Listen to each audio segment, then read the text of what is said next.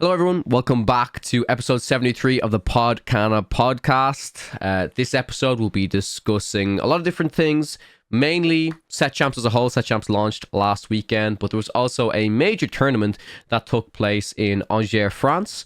I was actually present there and I casted the initial day. Unfortunately, I wasn't able to cast the top 32 of the event, but it was very much structured like a challenge event. It was 9 rounds of Swiss day one, 2-game format, and then it led into top 32 best of 3. Top 32 rather than top 64 because it was a 609 player event rather than, the usual 2,000 player event. But honestly, I'm super excited to see that there is a lot of demand for these unofficial challenge level events or nearly challenge size, anywhere from 500 plus player unofficial events. I think it's absolutely amazing to see for any TCG, and I think with Lorcana there's going to be another one in a week and a half time in Paris, and it's great to see this. I think, Brendan, you mentioned at one stage that you wouldn't even dream of seeing numbers like that close in say a game like Flesh and Blood or something like that. Yeah, I would like to provide some context on that. So there was some big grassroots tournament organizers in Flesh and Blood, and they were putting on 10K, 20K, grassroots stuff. They were flying content creators in, flying competitors in as well. Some just flying random people to come compete to try to incentivize. Those tournaments would put up 50 people. Wow. It just could not get traction. They got a little bit more traction later after they started getting those events kind of officially sanctioned by the publisher, being Legendary Studios. So they would get them these low level competitive tournaments like ProQuest and Battle Hardens is what they're called. And then they started getting 100. So that's pretty much the peak of Flesh and Blood grassroots is 100 players. I feel around there.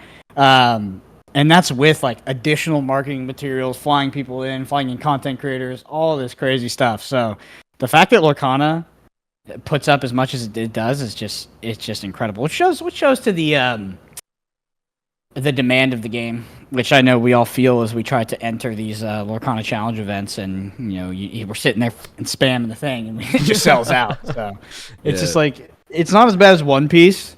It's definitely better than One Piece in terms of getting into the tournaments, but it is the game is in high demand for sure. Mm-hmm. Yeah. So as well as that major event that happened, obviously, like I said, Set Champs kind of kicked off. So we'll be talking about that a little bit, asking if any of you's got a chance to play. Would you be playing? Is there a reason why you would not be playing at the moment? And I think we got a lot of really good, interesting comments in the building section about some people's experience with Set Champs, or just an idea about this new kind of pricing, which is this top 8 promo card and stuff like that. But I'm interested to see how soft San Diego is compared to Dallas. I keep hearing about Kawa's I'm playing in Ireland and everybody's got these starter decks. I'm like, starter? What are you on about, bro? Oh my god! Dallas, it was 50 players at every single one. Everybody's on these spike decks. Well, actually, these top 8 Lorcana challenge competitors. California, easy living, bro. Nice weather, beach. They don't have that 110 degree heat, so I feel like it's going to be an easier field. It doesn't. We don't forge these absolute TCG demons that exist in Texas. Well, I say that before I get spiked out of every tournament here in San Diego. Speaking about different playing fields, I think we do have to kind of bring this up. There's been a bit of a poll that's happened in the community recently. I don't know if you've seen this, Brendan. I know Moyen's definitely seen this. So there was a big debate, and I don't think I'm the spark of it, but I maybe have pushed maybe lit the fires a little bit about.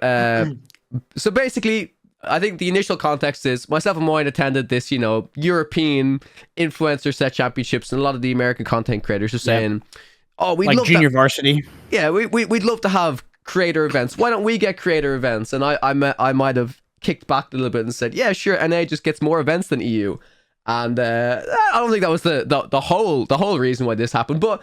Conversations were had, people were tweeting, blah, blah, blah. I don't think, honestly, I don't think there was any, real malice to anything anyone was saying. People were just talking about it, debating it. And then Pavel steps in and says, right, let's actually settle this. NA versus EU, everyone vote your favorite creator, player, whatever you want. And the top 8 from both region will face off in a webcam tournament. I think he said around set 6. So right now, I'm sure, to no one's surprise, Mr. Moistache is on top for EU. He's the number 1 vote. Out of the entire poll, he's actually second, only behind Zan Said. And yeah, Moyen's crushing it for EU at the moment. I'm in a cozy 9th place, which I think is... this is like literally... This is so funny. This is literally like trying to make the top cut of the poll and getting that 9th place where you don't make it in. But I mean, in my honest opinion, I don't think I should be included in the top 8 of all of Europe. I think there are much better players than me that should represent the region. But yeah, I honestly think it's kind of a cool thing. Some people might take it a little more seriously than it is, but I think overall it's just a nice experience to see very skilled competitors face off against each other. And I also do agree there's been a little bit of debate saying, oh, like, it's not really going to be a fair representation because at the end of the day, people will just vote for their favorite people within the Lorcana community, be that if they prefer creators over pro players. So I do think, you know, there will be some pro players, but in my opinion, there will also be a lot of... I'm going to use myself as a prime example here. A lot of more creators that probably don't deserve to be in that spot, and I'm pointing at myself here. So yeah, but not naturally. I don't think there's any way you can avoid that. It's just, oh, I know this person in the Lorcana community, I'm going to vote for them. But yeah, somebody's got to carry Spessy on that team, right? I think Spessy's in 8th place right now, just just above me.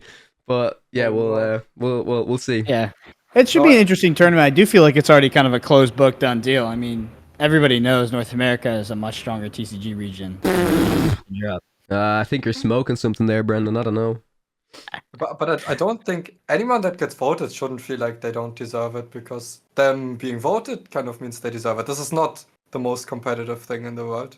Yeah, I think that's the important thing. Right? Yeah, I think that's the important thing, is to like not get like... It's not just a pure competitive thing. It's more of a community event, tournament to highlight both regions, blah, blah, blah. Like, if you get voted, like, you should still be proud because people want to see you play, right? You know what I mean? Which is cool. Yeah. I think it's like... it's a weird mix between a popularity contest and a skill contest. Yeah. And as a, like content creators, they definitely get a light on them as, kind of these like thought leaders or like better players than maybe they are, especially in comparison to other players that are maybe unknown and don't exist on social media or YouTube and things like that. And yeah, I think if you took it super seriously, that would feel unfair. But that's not what this tournament is supposed to represent. It isn't actually the de facto is NA better than EU. It's just like, let's put on a cool tournament showcasing some recognizable faces that you may have seen, whether it's on YouTube or listen to podcasts, and have them kind of duke it out. Yeah. It just happens that all the North American ones are actually good players. I can't really argue with that, to be honest. I've been looking at the poll recently, and there's a lot of strong names on there. I can't lie. But yeah, I mean, most of the NA content creators they're like this. It's like an interesting section of. I looked at those players that were voted. Most of them are not big content creators, but they're popular players that are popular on Twitter that basically sell coaching or sell deck guides. They're also on stream a lot, on featured streams a lot, like and exactly. Have just performed very well. Yeah. They're known within the community for just performing very well at the challenges, where I don't know, I feel like in Europe it's different as well, because like there's just a lot of different like language barriers, and people, French players might really know a lot of French players, and for example, myself and Moyen might not know a lot of great Italian players and stuff like that, even if they perform super, super well within these challenges. But that kind of comes back to something that I personally love doing, and I'm sure you enjoy it as well, Brendan, but it's what you mentioned there, it's narrative. It's one of the reasons why I really enjoy casting card games, because I feel like we get to shine a light on these players that don't have a platform, they don't have a YouTube or social media, whatever. And for this tournament, that becomes the narrative. Like, you know what I mean? You really get to shine a light on this really skilled, competitive player, and that's a great thing to have within the community. In my opinion, that's kind of the most direct route to being like a content creator. Content and performance have nothing to do with each other, but there are so many, I would say, top content creators, whether it's in Marvel Snap, in Flesh and Blood, and now in Lorcana, that get their start through being a good player. I think that's the best route, to be honest. Like you sort of build a narrative, you build a story, you have good performances, and you develop this kind of respect in the community. And those are my favorite. Those are my favorite content creators and players to follow. Those players that, they aren't just the person who has the flashiest videos, but they've shown that they can compete in sort of the open field, and that they, it's like this thing where it's like, one of us. Like, they came from where all of us came from. They came from the 2K player tournaments. They did well, and like that's why we listen to what they say. I've over the years, I think I've been the worst content creator in every game I played. I've been inconsistent. I don't know how to edit, but I've been good at every game I played, which kind of you're the perfect great audience. The Marvel Snap goat that streamed like once a week. I don't know what your streaming schedule was. It wasn't very consistent, but probably one of the most recognizable names in Marvel Snap, despite putting out almost zero content. Yeah, because you just win every single tournament there was. That's why. Yeah, consistently top 4 against Moyne. Oh, did he win? Like, I don't know. I think, correct me if I'm wrong, and obviously you've been out of the scene for a while, but I think at one stage, Moyne, you had like the record for like the most if it wasn't back-to-back wins, but it was like a win, a high placement, a win for these weekly tournaments. So yeah, I won more than half of the tournaments I played in, and they were like single limb, double limb. Yeah, which are not easy to, and they're not easy to, like, one mistake and you're out, you know what I mean? So yeah. Kind of wild. But yeah, with that, we're going to jump into the Spilled Ink section. This is the listener question section. If you guys want to have your questions read out on next week's episode of the podcast, be sure to leave a comment down below. Right. To start this off, we have a comment from Do Nugan 1793. I probably butchered that name. But they say, for store championships, I was really hoping they would do a non-foil card for 5th to 8th place, and then the top 4 would get a foil version of the card, similar to the DLCs where the prize cards were foil and the non-foil versions could be obtained with tickets. I personally really like this idea. I do like this idea. First one I've liked. I fucking hated all the other ones where they're like, just give it to everybody. Yeah. I love that because it's so cool that they're alternate arts. I don't know. I've always been a kind of a simp for alternate arts, but I think it's awesome they're alternate arts, and you have this like unique kind of card you can add in your deck that you earn most of the time. And the distinction between foil and non-foil still kind of keeps the value. Or, it still diminish it to an extent, but still keep the value for getting the higher placement. But then would, I think it would be a good consolation prize for 5th through 8th. So this is the first idea of like, I really didn't like the one where I was like, oh, just give it to everybody in 8th. Because, if you get to everybody in 8th, I understand that it feels better for top 8, but then the person in 9th still feels like shit. Like, no matter what you do, somebody's going to feel like they're like, oh, if it just went one more down. I said this to Moyne as well for the... Sorry to interrupt you, Moyne. I'm going to say this quickly. I said this to Moyne last week when I was playing my top 4 match in this Influencer Set Championship. I was like, this match doesn't really matter as much. Like, once you get into the top 8, that's what most players will care about, where previously you get into the top 8 and you still have to win your top 8 match to get to the top 4. And obviously some players may have liked that, some players might not have liked that. But I agree with you, Brendan. There's no way to make everyone happy, but I think this version still at least separates the tier for each accomplishment. Once you get to top 8, there's a prize. Once you get to top 4, there's a slightly better prize. And then once you get to even the finals, well, you're guaranteed something else. I know if you win the finals. I like this kind of key breakpoints between placements and achievements, but this top 8 give the card to everyone. I think it could have been changed, and I do hope that they listen to some feedback. And maybe this is just us, maybe this is just the majority, like minority of players. But I think this would probably, okay, I don't know. I'm speaking for us. I don't know if it would go down well, but I think it's an option they should definitely consider, in my opinion. Yeah. Yeah, it's basically what it boils down to is you want every match in Top Cut to be rewarded, to matter, and to feel rewarding. And I think this, I've seen this idea in multiple comments on last episode, and I do like the idea quite a lot. Yeah. Next comment is from 24K Lorcana. Not gonna lie, I was one of the 2 that made top 64 at Vegas, and a big motivating factor was hearing Moyen talk about how blue steel is not it, and why would you play it when you can play blue-red? I had to prove him wrong. Thanks, Moyen. With love, of course.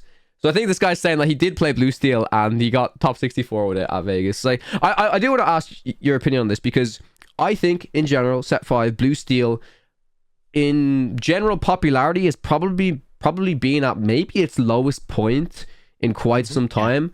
And what are your thoughts on this deck in general within the meta? Because it's bad against blue-red. Yep, I do Like, agree. even if you make top 64, like that's still it's still true. I mean, I think it's pretty true in the current state with the new additions of set 5 and like the current way red blue is built. Unless you're like ultra teched for that matchup, which I don't think you can reasonably do considering the rest of the metagame. Like it is just a very very bad matchup. I think it's absolutely the 2,000 player tournament.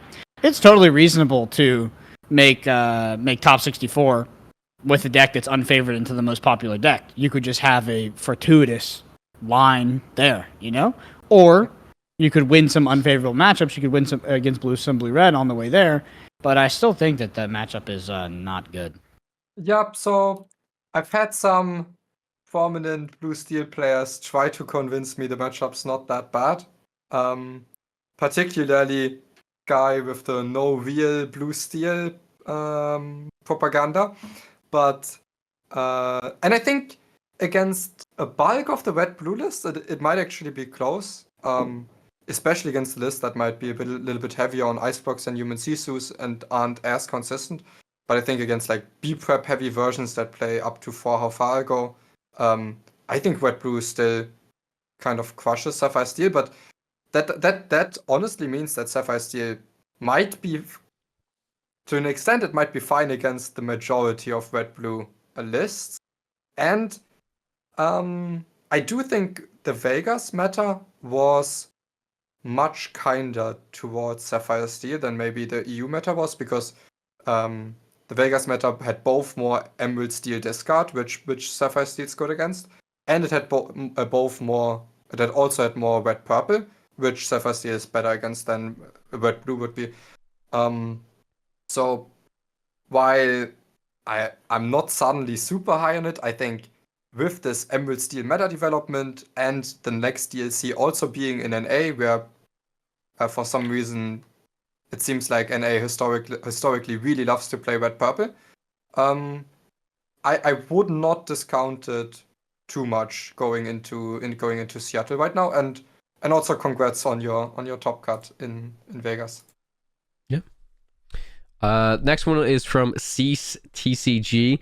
Loving the vibe and the chemistry this episode. You two are always great. At Moyen, do you think additional judge presence and or judge intervention at the top 128 tables in later rounds, as well as announcements at the beginning of these rounds, that collusion of any kind will result in a DQ, could help the situation? I've been to 2 challenges so far, and I often see judges standing off to the side chatting in a group until someone calls for a judge, instead of walking the rows and looking for signs of cheating and collusion. The one thing I'll say about this is the deeper and deeper we've gone into DLCs, and I'd like to hear your opinion on this, of course, Moyen, as well.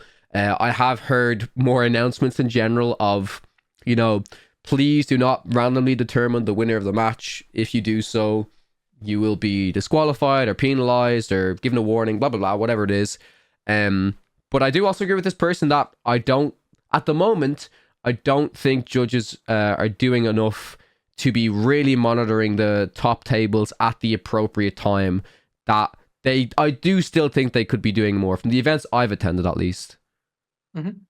Yeah, I think we've had this discussion between ourselves where we say, okay, I think judges could be doing more to really monitor the tables where that issue can arise. I think that would help a lot. For example, in Birmingham, going to the later ones, they did make this announcement. I think they should also have it be part of the player announcement at the start of the tournament, so that people always, like, that if they listen to the player announcement at the start, that they do know, okay, this is wrong to do, because I think it just shouldn't be the case that people, yes, okay, they should know anyways, but I think it's just bad if players do this not knowing that it's not allowed and then get DQ'd for it. Whereas if some people would do it anyways, but some people would just not do it if they knew it wasn't allowed. So just spread some awareness there. Be a little bit more attentive on the certain tables that could make top cut, instead of like monitoring a single game with a lot of attention. Just spread that attention around a little bit. Of course, that won't catch everything, but I think that those are some steps in the right direction for sure. Yep, I agree. Next comment is from, oh my god, Elur Rutia 602. They say, Kawa, is there any room for Sven, set 5, 4 cost 3/3 ready character to get a character to double sing on a turn like Ariel? Or is that too niche and not super necessary because the deck runs enough singers already for the songs you run? And what would you even cut just to add Sven? I think I just answered my own question. Yeah, you have answered your own question. I wouldn't add Sven into the deck in general. I think it's an interesting. I mean, the four drop slot is always interesting in that deck, but it's primarily occupied by the You've Forgotten Me and by the muses and stuff like that. And yeah, I mean, I've played green yellow so much now to like I know at least my core of the list. I think there's a general core, but changes. I'm making very, very, very minimal changes, and by that I mean like 1 or 2 cards. I think the core of the particular deck I'm playing right now is really strong, and I think there would have to be some very impressive cards coming into set 6 for me to genuinely start making some different inclusions. The cool thing I like, I want to actually talk to you about this, Brendan, is the like weird comparison between You've Forgotten Me and the Hypnotize and the Green Steel decks. Because I think Hypnotize is kind of the closest thing that you can get to the You've Forgotten Me within the Green Steel version. For multiple reasons, I think it's great because it's a straight up action, so it means it can't be targeted by this Singer Ursula. So in the mirror match, it's better. Against Green Purple, it's better. And it's sure you're not going to be making them discard too, but I think Hypnotize in general has really started to find its place in these decks. What are your thoughts on the card in general? You draw, right? So it's like a it's they discard and you draw, yeah. So it's like if there is a John, if there's a John there, yeah, exactly, yeah. Yeah, I think it's a similar card, but it's as similar different. as you can get, I think, right? Probably, if all else is equal, making them discard 2 is better than discarding 1 and you drawing 1. But discarding 1 and you drawing 1 is like more applicable in more situations. Because You Have Forgotten Me when they're hellbent or have no cards in hand is really, really rough. So, and then the Hypnotize always has the ability to cantrip. But yeah, Moyne, what do you think? What do you think is the better card of the two? Yeah. What if they were colorless? Yeah, what if they were colorless and you could only put either? Oh, yeah. That's well, if you could only put 1 in your deck, you had to pick. Like you were like. It was like Hypnotize or You Have Forgotten Me. Is Prince John in my deck or no? Yeah. Well. Yeah, he is, yeah. You wouldn't be playing these cards if he wasn't in your deck, in my opinion, right? Yeah, just it out. Yeah. I think, I mean, honestly, even without Hypnotize seems kind of a hard sell. I think You Have Forgotten Me has more, gives me more reason to really want to play that card because it actually does something that changes the game state a lot. Whereas Hypnotize is kind of this like spend 3 ink and then only slightly disrupt them, also cantrip, but not like disrupt them enough to really matter. I know Your Forgotten Me costs an extra ink, but I think probably it's a slightly better card, but they're both good cards. Especially with Prince John. Yeah, I just like it in context of like because you can't play You've Forgotten Me in Green Steel. I think it's a good replacement for it in terms of again it not being a song card. But maybe that's not that relevant, you know. I'm very happy you can't play You Have Forgotten Me in Green Steel. Yeah. The next question is from GT Glenn. I think Ruby Amethyst is suffering from a lack of good 2-drops. Against Steel, you don't want to play Flynn, so you normally have to play Snake and bounce your 1-drop, which means you only have 1 character on board. Do you think that is fair? What would be a good 2-drop for the deck if there was going to be one in set 6? What would it be? Or do you even think currently there's other 2-drops you can include in a deck besides the Flynn and the Snake? Well, the next best 2-drop is the Cusco, I would say. Yeah, that's the one I'm thinking of. Yeah. Synergizes as well with the Crab, and just synergizes as well with the game plan of generating card advantage until you wipe the board and then doing more stuff after that. So Cusco is alright. I mean, Flynn is not even that great of a card. It's just very necessary in some matchups and enables this like crazy opening line, especially on play where you go Flynn Sisu. Yeah, I mean, how powerful would a 2-drop need to be for you to put in the Ruby Amethyst? Because I think that part of the reason it runs a lot of those 1-drops is because of the it's more synergistic with the bounce package. Like you would ideally not want to be bouncing back a 2-drop ever, Right. because you want to use it for your rabbit and you want to use it for your 1-drops if you're trying to get on board. I think that Cusco is not necessarily a bad 2-drop. So how good would a 2-drop have to be for you to run it in Ruby Amethyst, since it's kind of, it's maybe counterintuitive to the strategy. And the snake on 2, yes, it's only one character that you're developing the first 2 turns, but it's generally still a strong play. Maybe there could be like a Merlin type 2-drop that does something on play and when it leaves. Something like the Merlin, is it a turtle? The one that scries. There's the squirrel, not the squirrel, yeah. It's a 2-1 though, yeah. Yeah, something like that, where it also gives you some benefit to bouncing it, maybe. But I think the deck's all right just with the tools it has with Snake, Cusco, and Flynn. I wonder if you had a 2-drop that on enter drew both players a card. That would be a good card. Yeah. Yeah, because you'd have this Probably. like ability to bounce, and then like maybe you can leverage the synchronous card advantage, or I think neutrality, speaking about that ability, speaking about that ability, I've seen, like, I haven't seen it in the wide meta be pretty successful, but I think in general we might really see a place for that Amethyst Chromicon to find its place in the meta. That's quite a bit in Vegas. Oh yeah. At least on stream, because they put on some of the less popular decks. So yeah, with the aggro decks, it looked very, very powerful. Yeah, in aggros particularly, that's where I've seen it shine as well so far. So yeah. Our last comment is from Chris P. Bacon.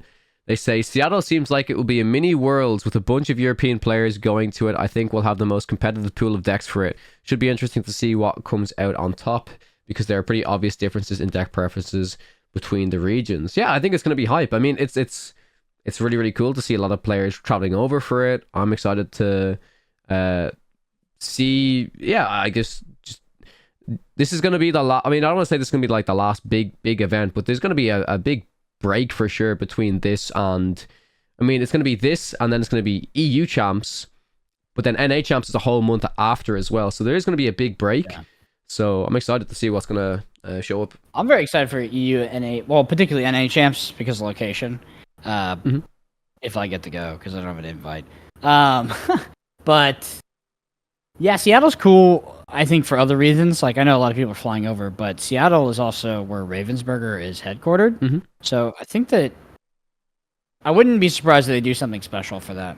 At the very least, there will be a lot of Ravensburger people there. So if you're interested in meeting like developers and things like that, there will be that opportunity. But yeah, I don't know. I don't think they have publicly announced anything unique for Seattle, but it being where Ravensburger is headquartered is.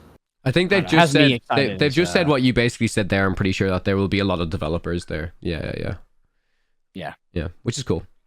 And that's the end of this building section. Again, if you want to have your question read out on next week's episode of the podcast, be sure to drop a comment down below. Before we move into the deck lists, Moin, you've put a little link here into our document. Do you want to explain to? I mean, well, people will be able to find this. I'm sure we'll put this link down in the description. But do you want to explain what this mysterious link is? It's just a French Lorcana player had compiled all the points that people have gained in European DLCs. They've only included everyone that, from what I can see, they've only included everyone that had made top cut at least once. So everyone that like missed out every time that might have still had a good score is not included in here. And and then this leaderboard is kind of ordered by total amount of points over these 4 DLCs. I think so. This also rewards 7 points for every single win in Top Cut. I think that kind of skews the leaderboard. I think maybe it would be a better representation to just include day one. But yeah. Regardless, I still think this is it's nice that they did this, and it's a good overview to have. It's just you could filter this off, and you could make and filter this leaderboard after lots of different factors, and kind of have them represent what you want to have represented in them. But nonetheless, I still think it's nice to have. And What's I'm the glad word that for it's- point in French? Looks like it's moyen. No, that's like average. Okay. I thought that for a sec, I thought that this was like everybody was getting like ranked against moyen because it looked like a French writing of your name. Like everybody compared against moyen. It means like middling or average, which is, and I didn't know that when I made up the name. But since then, I've had French people come up to me a lot of the time and tell me about that. So That's funny. Yeah. And with that, yeah, we're going to move into the 609 player event that took place in Angers, France. And it was won by an Amber Steel. The interesting thing here is that the top 5 deck lists are all different colors, which is kind of cool. Like, it really does show that there's a lot of viable decks that you can play in the meta right now. And just for the viewers, again, if you want to see these decks, they'll be available down below in the description. But in order of ranking, number 1 we had Amber Steel, number 2 we had Ruby Amethyst, 3 we had Ruby Sapphire, 4 we had Emerald Steel, and then 5 we had Emerald Amethyst. Looking at the particular deck lists, I had a breeze through these earlier. For the Amber Steel list, it just seemed like very, very solid, nothing too crazy, and it has the 4 Naveen in there. Yeah, it's on the more aggressive side too. Yeah, so it's yeah. got on the more aggressive side. Well, no, not necessarily. It may have the 3 piglets, but most notably, it doesn't have any daisies, which is a key difference in a lot of Amber Steel lists. You know, I felt like Daisy was. I didn't see a heavy amount of daisies in like most Amber Steel lists that I saw making it top 64 in Vegas. So I was wondering if that card's been falling off a bit. But I do think that Piglet is a pretty aggressive card. Oh, I do agree with that. Yeah, I think it's interesting because in Birmingham I saw a lot of daisies, but I am interested to see the general split between, like, if I will put this question to our audience: if you're an Amber Steel player, let us know your opinion on Daisy Duck. Is it too much of an uninkable cost to play in your deck? Is it fine because it's a 1-drop? Would you rather just play other cards in the deck? Definitely interesting to hear your thoughts on that. As we move down to the Ruby Amethyst deck, Brendan Moyne, I'd love to hear your thoughts on this one, as I can see Tremaine has sneaked her way back into this list. Yeah, it was like this 3-2 split making its way back in the Ruby Amethyst. Also the 4 brawls, I think we saw a lot of Ruby Amethyst cut. Yeah, they were flexible on brawls, we'll say that, in Vegas. Probably less so after the Zan won with Emerald Steel. Yeah. But what is this one of? That's a library. Yeah. I mean, very standard list, and you're probably right. The main things to talk about are I think 2 Merlin. Like I know it's a gone and past tournament, but as we were preparing for the DLC Toronto, like there was almost no Merlin crabs in decks. And then I remember I was talking with Tarek, and he's like cooking up all this all this stuff. You know, he's definitely a brewer trying to break it. And I was like, well, if we're expecting Ruby Amethyst to be the most played deck, there's no way that Crab is probably one of the best cards in the mirror because you can trade up with your 1-drops, but also you can critically clear that castle very, very well. And I think since then we've seen Crab in at least in 1s and 2 of make its way back into Ruby Amethyst decks that want to kind of tech a bit for the mirror. And it's just a fine card. But Lady Tremaine, I don't know how I feel about Lady Tremaine. How do you feel? I'll pass that one to Moyne. How do you feel about the 3-2 split? Also for Be Prepared. I think a lot of Ruby Amethyst was cutting back on Be Prepared in Vegas, but I think I've seen one make top cut just without B prep at all, which I found kind of funny. But the Tremaine, I'm not sure how needed it is against Red Blue. Funnily enough, it hits Sapphire Steel kind of well. So it does the attack for those 2 matchups. But I think with all of this extra card engine with the library, still Red Blue not being able to deal with Flynn Sisu all that often, I think if I was to play Red Purple, I might just play like an extra library, maybe 4th Medusa or something like that. Maybe also the Elsa. The Elsa performs quite well against the new Emerald Steel. Elsa was looking pretty good when I was casting Vegas, so I was pretty impressed with that card. Drop. Yeah, the 2/5 rush evasive, but it also taps something down. So Quite nice Yeah, card. so I think that's probably the direction that I would take it in. Just be a little bit more consistent and say, okay, it's fine that you can't always deal well with like one big threat, but it's a tech choice you can make, and it's completely fine. Yeah, the next deck that we have is Ruby Sapphire, and they are it's there's definitely some interesting inclusions here, but for the most part, I actually kind of do like this list. Interesting. more So B preps 3 developer and- brain and Yeah, so yeah. 3 developer brain, 4 vision. I thought I saw developer brain get completely cut from the list. 4 half hour ago, I believe Moyen like tweeted about that card kind of being a mandatory 4 of now of.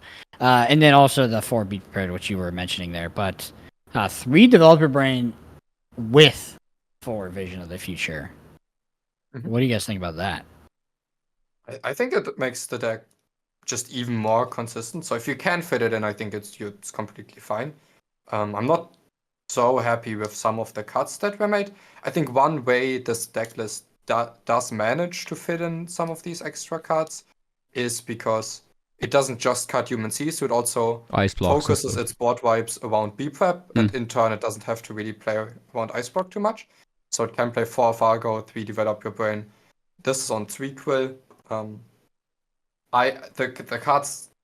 So, and I think 3 Quill is also okay. I think the 2 main worries I'd have with this are it's a little bit low on items as food for Flower Charm. This only plays 9. I think generally people try to stay on like 10 plus items for Flower Charm, which could be accomplished by a 4th Quill even if you don't want to play ice blocks. I think for the mirror, the 4th Dragon is really, really important. And also with 5 board clears only, it's a little bit on the lower side. But in general, like the core idea of how to build red-blue, I think this is pretty much in line with how I would try to build it.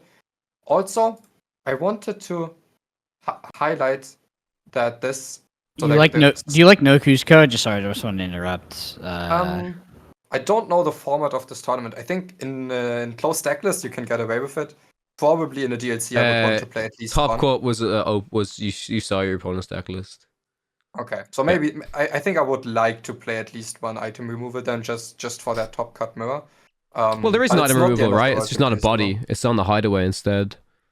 Oh, okay. Yeah. If it has one item removal, then I think that's completely fine.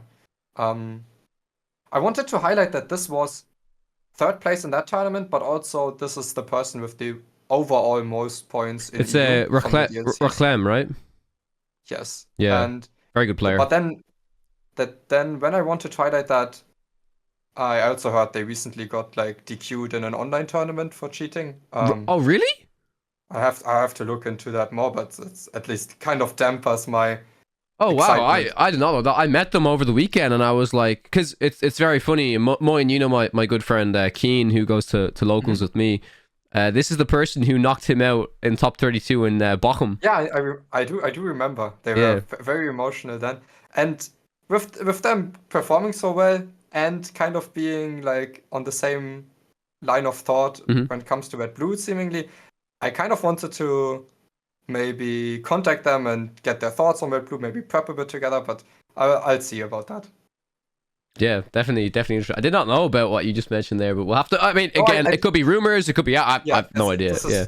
I haven't had anything confirmed. I just wanted to, on the NA versus EU voting thing. I went on the comments and they all said that. So. Oh, okay, interesting. A little bit taken back. Yeah, the top 4 list.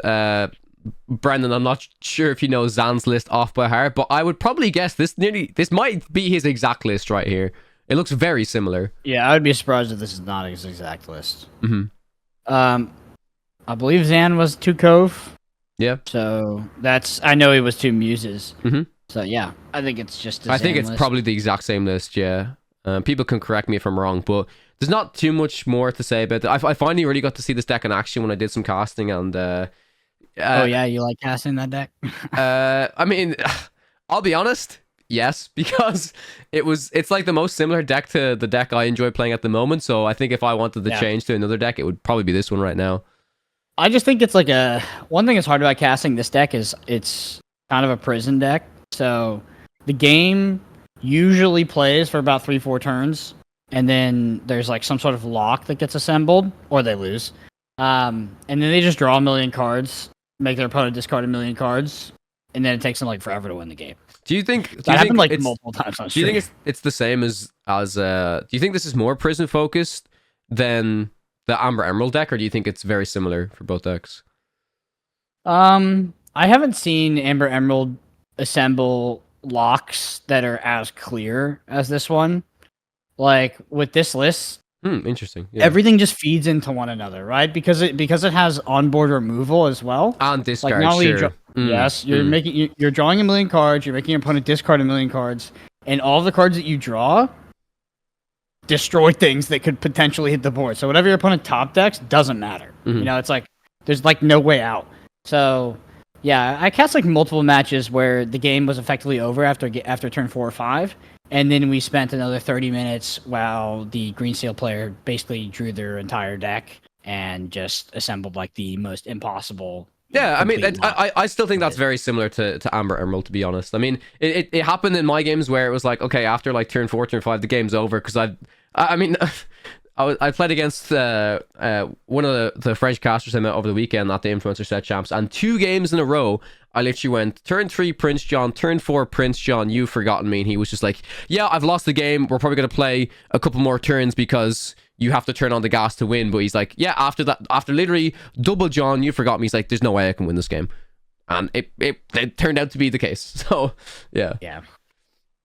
And then... that was my experience. There's some long matches. The mirror was it was actually more interesting than I expected. Interesting. For like viewing. Yeah, it was like it could snowball quite quickly, but there was quite a bit of back and forth in the mirror.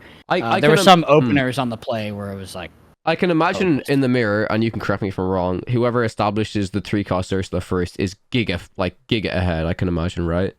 No. Well, yes, I think they're ahead, but I don't think that's the most powerful opener. I think the most powerful opener is the Diablo opener. And then the Ursula.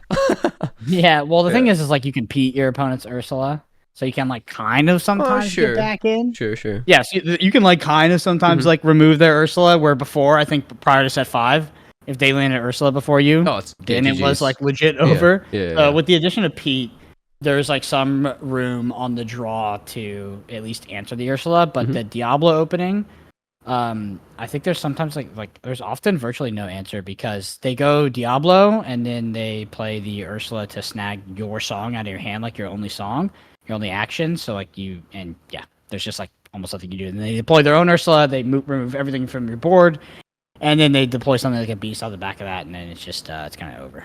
Yeah, I find that interesting because there's a lot of similarities in that sense. If for the opener, the player goes 3-drop Ursula, and then opponent answers with 3-drop Pete to delay the Ursula. If then the player who played the Pete can establish Strength of a Raging Fire themselves to remove the Ursula, they can definitely get back into the game. I think it's interesting because I faced a lot of Pete's mainly against it was Amber Steel players that were stopping me when I was playing Amber Emerald, and if they peated me after I played a John, to prevent the You've Forgotten Me, oftentimes it didn't feel that bad because the John still couldn't be because John has ward, right? It was like, okay, you prevented me from discarding one turn, it's fine because usually, and this wasn't always the case, but usually you could just play a Muses on 4 instead or play an Aerial instead, and you'll be able to do your discard after. So I do find that really interesting that I think Pete, in particular, against a card like Ursula, which then can possibly be interacted with on your turn if you have a song yourself. But then if you, I feel like Peting against a John is good for a turn, but ultimately it doesn't really do as much, you know what I mean? Yeah. And, in line with that as well, after they developed the Diablo, if they developed their own Prince John in that mirror, and then, God forbid, there's an Ursula that comes down, and then they double sing some sort of discard, it's just honestly, play draw in that matchup was less impactful than these crazy high roll openers where you would just basically lock your opponent out of the game. Yeah. And then the 5th place list is an Emerald Amethyst list. I'm going to say already, we can kind of talk about inclusions for this, but already I think the ratios for this list are all over the place. But I do want to talk about some of the cards that are included in this list because I think if you fix the ratios on some of them, there's definitely some potential there. So Big Tiberius fan right here. yeah. So I think Cards in the Lyle, house. yeah, I think Lyle is present in majority of Emerald Amethyst decks at the moment. I think I've seen a couple of kits, usually 2 to 3 in these lists, and that's mainly, I think kit's probably most effective against Diablo, believe it or not. Against the Diablo shift, you can prevent it to kind of push it back, and then you can get to a stage where you can bounce kit back to your hand with a Mim, and then bounce the Diablo back. Against Diablo specifically, I do think it's quite good. Against a lot of other stuff, it's like fine. You have everything else standard in here. You've got the big Ursula, you've got the Clarabelle. Mother Gothels are kind of coming in and out of these lists. I've usually seen like one-ofs, to be honest. I personally do like the 5 cost Bell in general in this list. I think it's a fine card. It's like another 5-drop you can include alongside the Elsa if you make appropriate cuts to put it in there. Your welcome is like fine. I can understand the advantage of it, where you're probably going to just mainly be using it. You know, your rabbit will sing your welcome on itself. You'll get a bunch of card draw, and then the one drops in this list are very weird. You've got 7 in total, but the ratios are just all over the place. It's 3 1-drop Clarabelle, 1 1-drop Cogsworth, 1 Merfolk, and 2 Rafiki. I think if I feel like this player said, I kind of don't know what I want for my 1-drop strategy, so I'll have a bit of everything. But I think if they took some more time to really optimize the ratios here, I could see it probably working a little bit better. But sure, the deck still performed well. But what are your thoughts on this version in particular? Like, if you were tasked to kind of cleaning up this deck, what's one of the first things you kind of want to do here? Yeah, I'm just not the biggest fan of saying something needs cleaning up just because it has like lots of one-offs and two-offs. I think that's fair. sometimes there's like very good reason for it. Yeah, well, yeah. You can explain if you think there's good reasoning for these. I'd love to hear them. I mean, there's a lot of them. I think for some of them is good reasoning. For others, maybe a little bit less so. I think the first, like maybe the biggest thing that jumps out to me is that in their choice of one-drops that they did take, I think there's a little bit of a lack of one-drops that are unconditionally good to play on an empty board, especially on the play. I think on the play, Clarabelle, Cogsworth, Rafiki are all kind of like luster. So on the play, the 1 Merfolk is kind of the only one I'm really happy to play. Where maybe an evasive Pegasus could fill that role a little bit better. It's fair. But I mean, Cogsworth has some utility later. Rafiki's pretty good on the draw. Clarabelle also has utility and can be good for like 3 ink. But yeah, the choice of one-drops is definitely the one that really jumps out to me. Yeah. And that's all the lists that we have. If you guys want to check out any more lists from the top 8, top 16, feel free to click on the link down in the description below. But yeah, the second topic I have here in general, we kind of covered it within this building section, but it was just like general thoughts on set champs and stuff like that. I did see some tweets going around, and I don't know where this information was taken from or whatever, but people in the comments can definitely confirm this. I thought I saw some tweets basically kind of confirming that there's been a general sense that there's less players playing set champs this set than previous ones. That has nothing to do with the set, though, in my opinion. I mean, I'm taking down Pixelborn definitely decreased the popularity of the game to some non-zero amount. I don't think that's impacted like Lorcana and its success, and we've seen it not impact the attendance of DLCs. But same thing happened in Flesh and Blood. I'm sure it will happen in every new game that comes out that has a competitive circuit. When set champs first come out, they're sort of romanticized. They are the highest level of competition. And then once these Lorcana challenges come out, like they should decrease in popularity almost progressively until they stable out to become what they truly are, which is a casual tournament. So I think it's just following that natural progression, that natural life cycle of what these tournaments are not meant to be spiked by pro players that win 8 of them. You know, like that's actually not the intention. The prizing is not supposed to be $1,000 to first place. And like that, what we experienced in set 1, and to an extent, or you know, the first set of these, and the second one is not indicative of what they will be in the future. I would not be surprised that even in the most populated areas, that if a set championship is not just, you know, basically what would show up on your locals night, plus maybe like an additional 50% of players. Like nobody's going to travel for these in the future, and they're intended to be casual tournaments. I fully agree with that in my opinion right now. Like I remember how much, I think we all remember how much we traveled to participate in a lot of the early events and stuff like that. Yeah, I will not money. Yeah, I will not be doing that again this time. And it's also just because we traveled and we wanted to play in as many as possible, it took up a lot of time to do that, right? It was like, okay, Saturday, Sunday, and like now that they're over the course of a month, I have seen some people say, it's great. Yeah, I've got like 8 set champs booked where I'm going to go for one every weekend. And like, that's great. Like if you love Lorcana and you want to play as much of the game as possible, you'll allocate the time to travel and stuff like that. I think there's nothing wrong with it. I just do agree that in general, there will probably be less people playing them overall and less people traveling as far as they'd previously traveled, at least. I've done it in both games now. Like in Flesh and Blood, when they first came out with Road to Nationals, I won 5 in a row. Mm-hmm. And then when Lorcana, you got 4 in a row, right? Yeah. 4. So like, I will say that both of those were the most fun I've ever had in card games. Like just all the time, every weekend, into a store, cleaning up the noobs, just 12 hours a day, just fucking living it. I love those experiences, but they are not sustainable, and I just cherish them for what they are, and I know that they are transients. Like it was the best time, and I had a ton of fun playing the first set champs. But as the competitive structure changes, like that feeling kind of leaves, and now you have to look towards the Lorcana challenges, nationals, worlds, stuff like that. So yeah, I mean it's a big reason why, like I said, like next weekend we're gonna have this another unofficial Lorcana tournament, which, as far as I'm aware right now, it's guaranteed. Like over 1,000 tickets have been sold. This is gonna be in Paris, and I'm like, okay, I get it. Depends on finances and money and time and all this type of stuff. I'm like, okay, will I go to a set champs or will I go to one of these? Like there's a big difference, and it's I want to compete at the highest level I can in events in general, and watch events at the highest level and learn from this type of stuff.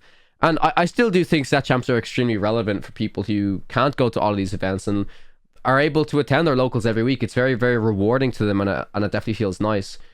So I ultimately think that set champs, like Brennan said, will settle into what they were probably intended to be, which is more. I do still think it's more for the general casual audience now, and we've seen Ravensburger acknowledge that a little bit more for the top 8 promos and stuff like that. And again, this is not a bad thing, but I agree in the sense that it will probably always start out to be like we didn't have challenges when the first set champs came out, so it was literally the highest level of competition. But now they are going to settle into this more kind of like a bit of a win a box at a local game store type of thing, right? You know what I mean? So yeah, and with that, I think that's pretty much all of the topics for the week. If you guys have any closing thoughts, what's the prep looking like for Seattle so far? We'll have one more podcast. Wait, we'll have 2 more podcasts actually before Seattle, right? But what do you guys? Weird that it's like, I can't remember was there ever a time when there was a back-to-back North American Lorcana challenge that was the exact same metagame? Exact same metagame without like a banning or anything like that? Yeah, it was. Oh wait, yeah, wasn't it Chicago to Dallas? It was because it was Bookie. Okay, but Chicago was the one that like nobody could get into, right? It was like 500 players or something. That was 1,000 players. Was that 1,000? Yeah. I don't think we've had a 500 player DLC. No. Yeah, so when I say everybody couldn't get into, I mean I couldn't get into.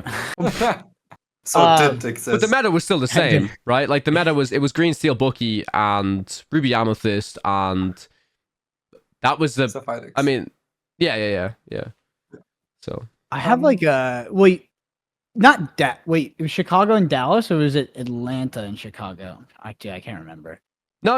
It was Atlanta. It was Atlanta and then Chicago. But the difference was Chicago was set for meta because the Rat won it with Bookie Green Steel, and that's when everyone started playing Bookie Green Steel. Remember? Yeah. True. Yeah. So I guess for me, now that this is my first time attending events that were back to back, kind of like same metagames. So that's super interesting. I mean, there's been a lot of changes in regards to how people interpret that metagame, especially off the back of Zan's win.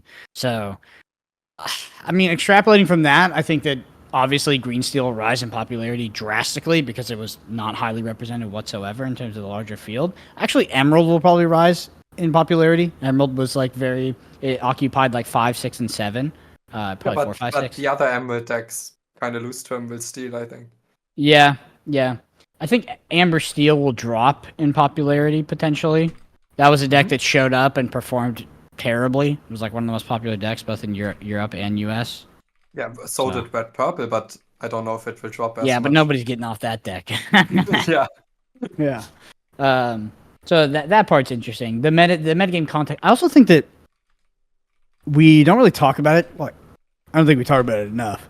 But Red Blue, I know it didn't win any Lorcana challenges, but It did. Red. On Birmingham. It literally won 2, Brandon. It won 2. It did win Yeah. Birmingham. Didn't win any real challenges. No, I'm kidding. It won Bologna as well. It won back to I know it back won Bologna, European. Yeah. But I remember. Bologna was tied. I remember Amber. The narrative was like Amber Amethyst almost won the tournament. But I still felt like the narrative around Red Blue wasn't as hyped as it should be, especially considering that people expected that to be the most played deck. And it was the most played deck, and it still converted incredibly. So people expected the deck, showed up teched for it, and it still did extremely well. So even if the talk of the town is like Emerald Steel and maybe Emerald in general to an extent, I think that Red Blue is the best deck in the format, and it's like not particularly close. I agree. I really do agree. And if you ask me right now, what do I like? I think a very safe bet. What's gonna win? I would say Red Blue has a very fair chance of winning Seattle, and maybe that's a very very safe call. But I also think it's a fair call. You know. Yeah. Wayne, your thoughts? What are your best deck in thoughts? the format? Yeah, of course it's Red Blue. No. I mean, it depends on what people show up with on the day. I think in certain meta games where there's maybe a little bit too much Red Purple and aggro, Emerald Steel would be the best deck. But if that's not the case, Red Blue would be the best deck. I think those two are the main contenders. I think Amber Emerald is a great deck. I do think Sapphire Steel, with how the meta is developing, is also just back on the map. So I'm excited to see how it plays out in Seattle. That's a win for me to hear the words out of Moyen's mouth saying Amber Emerald is a good deck. Wow, that's I feel very proud right now. Now Kyle was gonna stop playing it. Wait, are you going to Seattle, Moyen? Yeah, so I have Okay, one yeah, shot, that's what I one thought. opportunity to qualify. Yeah, Qualify for the North American Championships. Yeah, you want to go to Disneyland? Yeah. I on the other hand really don't. I mean, I'm still on the wait list anyways, but at this stage, if I went to Seattle, I was just mentioning this to Brendan before the podcast. If I went to Seattle, it would be 6 weeks in a row of weekend like traveling to different countries for events. And sure, some guys would say, "Oh, absolute." Bro, you live in Europe. It doesn't count, bro. Like you could walk. You walk like 10 minutes one sure. direction. You're in a different I'm in country. Italy. Yeah, sure. I walk 10 minutes. I'm in Italy. Yeah. But I don't know. Like, I wish I could be there, but it's just a mixture of a lot of things. I will need a bit of a rest period, to be honest, as well. But I'll enjoy watching the coverage. By the way, Brendan, I have to say that so you know Kim, my fiance, she's going to be casting with myself and Spessy at this Paris event, and in preparation for her casting, she's been watching a lot of your games.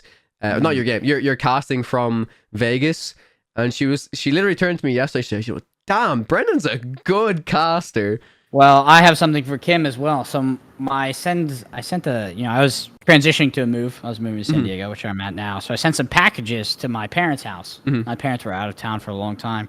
They just got back. They sent me a picture of a box. It was like, I don't know what the fuck the name was.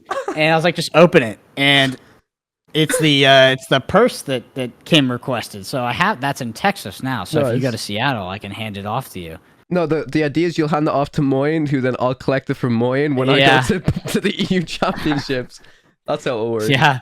My mom opened it and I was like, oh, okay, I remember what this is. Yeah. All right, yeah. And and with that, yeah, if you guys enjoyed listening to this podcast, the number one thing you can do is leave us a review on Apple Podcasts or Spotify. It helps so much. There's a video version of this available over at youtube.com/@Podcana podcast. Hit the subscribe while you're there. Twitters are @BrendanAPG, @Moin_HS, and @Kawatek_CG. Thank you all. Oh, go ahead. Just last thing. Also vote for us for the Yes, Lorcana please do vote for us. Continental challenge that we'll put up. Actually, in the you know description. what? I'm gonna say just vote for Moyen.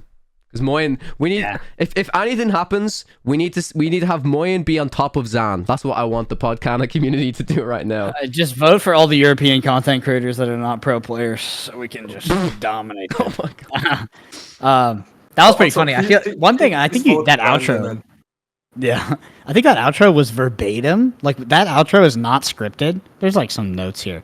I think that outro, you literally said it verbatim the same way. That bro, like, word for fucking word. I'm locked in. I'm locked. I'm Brendan right now. Honestly, I'm Brendan right now. I was.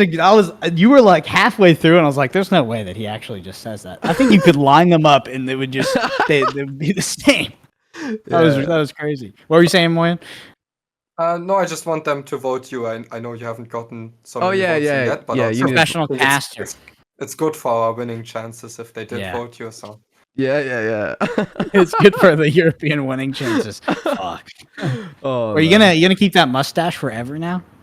No, I just made it before this pod. I might get rid of it after. You gotta keep it. You gotta keep it for November, though, right? You look like the quintessential, like, just suave German man. You know? Yeah. All right, guys. Well, how do you say handsome in German? Gut aussehend, attraktiv.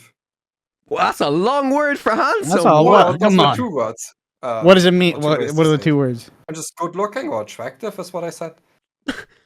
So Brandon's saying Moyen has a very attractive mustache. Yeah. There you go. It's like just that's what I picture when I see this, like, strapping German man just like through the mountains. We should have just ended it off when. No, I'm keeping this in for sure. I'm definitely keeping this in. All right, guys. I'm just trying to advocate for the people, so they're all gonna give you in the comments telling you to never shave it again. Yeah. All right, guys. Thank you so much for watching, and we'll catch you in the next one.